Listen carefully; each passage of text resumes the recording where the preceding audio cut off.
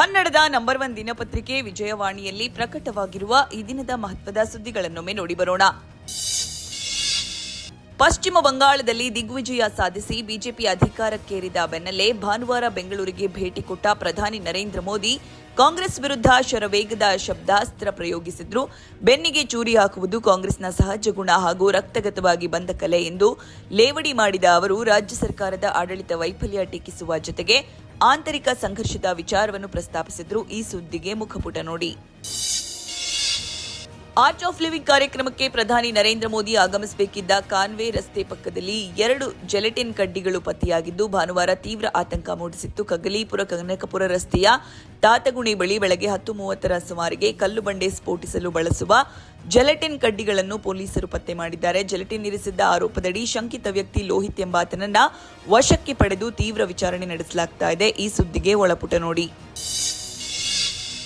7 ದಿನಗಳ ರಾಜಕೀಯ ಹೈಡ್ರಾಮದ ಬಳಿಕ ಕೊನೆಗೂ ಗದ್ದುಗೆಗೇರಿದ ತಮಿಳಿಗ ವೆಟ್ರಿ ಕಳಗಂ ಮುಖ್ಯಸ್ಥ ಸಿ ಜೋಸೆಫ್ ವಿಜಯ್ ಭಾನುವಾರ ತಮಿಳುನಾಡಿನ ನೂತನ ಮುಖ್ಯಮಂತ್ರಿಯಾಗಿ ಪ್ರಮಾಣ ವಚನ ಸ್ವೀಕರಿಸಿದ್ರು. ಅಧಿಕಾರಕ್ಕೇರಿದ ಮೊದಲ ದಿನವೇ 200 ಯೂನಿಟ್ ಫ್ರೀ ವಿದ್ಯುತ್ ಯೋಜನೆ ಕಡತದ ಜೊತೆಗೆ ಮಾದಕ ದ್ರವ್ಯ ತಡೆಗೆ ವಿಶೇಷ ಕಾರ್ಯಪಡೆ ರಚನೆ, ಮಹಿಳಾ ಸುರಕ್ಷತೆಗೆ ವಿಶೇಷ ವ್ಯವಸ್ಥೆ ನಿರ್ಧರಿಸಿರುವ 2 ಕಡತಗಳಿಗೂ ಸಹಿ ಮಾಡಿದ್ರು. ವಿಜಯ್ ಜೊತೆಗೆ ಇತರ 9 ಶಾಸಕರು ಸಚಿವರಾಗಿ ಪ್ರಮಾಣ ವಚನ ಸ್ವೀಕರಿಸಿದ್ರು. ಈ ಸುದ್ದಿಗೆ ಇಂದಿನ ಸಂಚಿಕೆ ಓದಿ. ಕರ್ನಾಟಕ ಲೋಕಸೇವಾ ಆಯೋಗವು ರಾಜ್ಯದ ಆಡಳಿತ ವ್ಯವಸ್ಥೆಗೆ ದಕ್ಷ ಅಧಿಕಾರಿಗಳನ್ನು ಆಯ್ಕೆ ಮಾಡುವ ಸಾಂವಿಧಾನಿಕದತ್ತ ಜವಾಬ್ದಾರಿ ಹೊಂದಿದೆ. ತನ್ನ ಸುದೀರ್ಘ ಪಯಣದಲ್ಲಿ ಸಾರ್ವಜನಿಕ ಟೀಕೆ ಮತ್ತು ವಿಶ್ವಾಸಾರ್ಹತೆ ಬಿಕ್ಕಟ್ಟು ಎದುರಿಸಿದ್ದ ಆಯೋಗ ಇದೀಗ ಜಡತ್ವ ಬಿಗಿದಿಟ್ಟು ಸುಧಾರಣೆ ಪಥದಲ್ಲಿ ಸಾಗಲು ಬಯಸಿದೆ. ಮುಖ್ಯವಾಗಿ ಅಭ್ಯರ್ಥಿಗಳ ದಾಖಲೆ ಪರಿಶೀಲನೆಯಂತಹ ಸಂಕೀರ್ಣ ಹಂತದಲ್ಲಿ ತಾಂತ್ರಿಕ ಪಾರದರ್ಶಕತೆ ತರಲು ಮುಂದಾಗಿದೆ. ಈ ವಿಶೇಷ ವರದಿಗೆ ಮುಖಪುಟ ನೋಡಿ. ನಾಗಮಲೆಗೆ ಕಾಲ್ನಡಿಗೆಯಲ್ಲಿ ತೆರಳುತ್ತಿದ್ದ ಬಾಲಕ ಶ್ರೀಮಲೆ ಮಹದೇಶ್ವರ ಬೆಟ್ಟ ಸಮೀಪದ ಇಂಡನಿಗತ್ತ ಬಳಿ ಭಾನುವಾರ ಚಿರತೆ ದಾಳಿಗೆ ಮೃತಪಟ್ಟಿದ್ದಾನೆ. ಬೆಂಗಳೂರಿನ ಲಗ್ಗೆರೆ ವಾರ್ಡಿನ ನಿವಾಸಿ ಸುರೇಶ್ ಪುತ್ರ ಹರ್ಷಿತ್ ಮೃತ ಬಾಲಕ. ಶನಿವಾರ ಹರ್ಷಿತ್ ತಾಯಿ ಪವಿತ್ರ ಹಾಗೂ ಕುಟುಂಬಸ್ಥರು ಬೆಟ್ಟಕ್ಕೆ ಆಗಮಿಸಿ ದೇವರ ದರ್ಶನ ಪಡೆದು ಅಲ್ಲಿಯೇ ವಾಸ್ತವ್ಯ ಹೂಡಿದ್ದರು. ಭಾನುವಾರ ಬೆಳಗ್ಗೆ 7 ಗಂಟೆಗೆ ತಾಯಿ ಹಾಗೂ ಕುಟುಂಬಸ್ಥರೊಂದಿಗೆ ನಾಗಮಲೆಗೆ ಕಾಲ್ನಡಿಗೆಯಲ್ಲಿ ತೆರಳುತ್ತಿದ್ದ ಈ ವೇಳೆ ಇಂಡಿಗನತ್ತ ಬಳಿ ಚಿರತೆ ಬಾಲಕನ ಮೇಲೆ ದಾಳಿ ನಡೆಸಿ ಅರಣ್ಯ ಪ್ರದೇಶದ ಪೊದೆಯೊಳಗೆ ಎಳೆದೊಯ್ದಿದ್ದಾನೆ. ಈ ಸುದ್ದಿಗೆ ಸಮಸ್ತ ಕರ್ನಾಟಕ ಪುಟ ನೋಡಿ.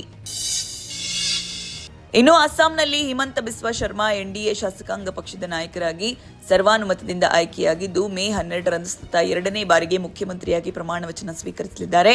ಬಿಜೆಪಿ ನೇತೃತ್ವದ ಎನ್ಡಿಎ ಮೈತ್ರಿಕೂಟ ಅಸ್ಸಾಂನಲ್ಲಿ 126 ಸ್ಥಾನಗಳಲ್ಲಿ 102 ಸ್ಥಾನಗಳಲ್ಲಿ ಗೆಲುವು ಸಾಧಿಸಿದೆ. ಈ ಸುದ್ದಿಗೆ ದೇಶ ವಿದೇಶ ಪುಟ ನೋಡಿ. ಬಿಜೆಪಿ ವಿರುದ್ಧ ರಾಷ್ಟ್ರಮಟ್ಟದ ಪರ್ಯಾಯ ರಾಜಕೀಯ ವೇದಿಕೆಯಲ್ಲಿ 2023ರಲ್ಲಿ ಹುಟ್ಟಿಕೊಂಡ Indian National Developmental Inclusive Alliance ಆರಂಭದಲ್ಲಿ ಭಾರಿ ಚರ್ಚೆಗೆ ಕಾರಣವಾಗಿತ್ತು. ದೇಶದ ಪ್ರಮುಖ ವಿರೋಧ ಪಕ್ಷಗಳು ಒಂದೇ ವೇದಿಕೆಯಲ್ಲಿ ಕಾಣಿಸಿಕೊಂಡಿದ್ದು 2024ರ ಲೋಕಸಭೆ ಚುನಾವಣೆಯಲ್ಲಿ ಬಿಜೆಪಿ ವಿರುದ್ಧ ಒಗ್ಗಟ್ಟಿನ ಹೋರಾಟದ ಭರವಸೆ ಮೂಡಿಸಿತ್ತು.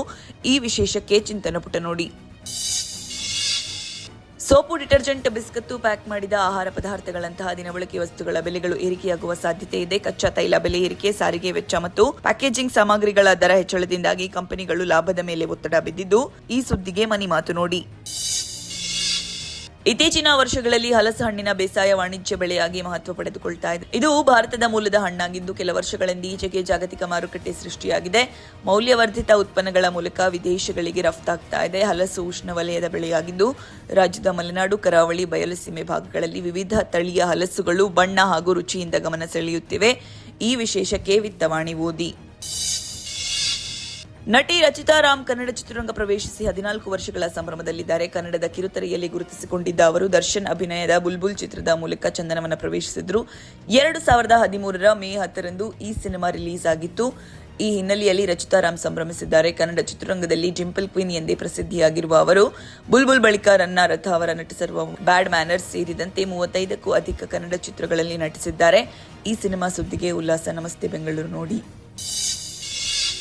ಇವೆಷ್ಟೇ ಅಲ್ಲ, ಮುಂಜಾನೆ ಮಾತು, ಅಂತರಂಗ, ಭವಿಷ್ಯ, ಮನ್ವಿಕಾಸ್ತ ಕಾಲಂಗಳು, ಕ್ರೀಡೆ, ಸಿನಿಮಾ, ದೇಶ ವಿದೇಶಗಳ ಭರಪೂರ ಸುದ್ದಿಗಳ ವಿಶೇಷಗಳಿಗಾಗಿ ವಿಜಯವಾಣಿ ಓದಿ.